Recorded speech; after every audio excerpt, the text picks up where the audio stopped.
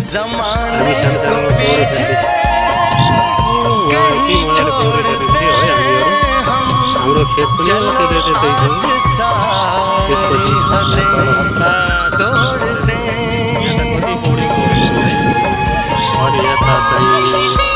आधा बाटो वनहरू अनि गएर यतापट्टि आधा बाटो पहिला घाँस काट्न आउने ठाउँहरू पुरै पानीको रहर रमाइलो छ अहिले आफ्नै गाउँतिर 2 महिनाको छुट्टी अब यसो गाउँतिर हुन्छ रमाइलो छ ल तपाईँहरू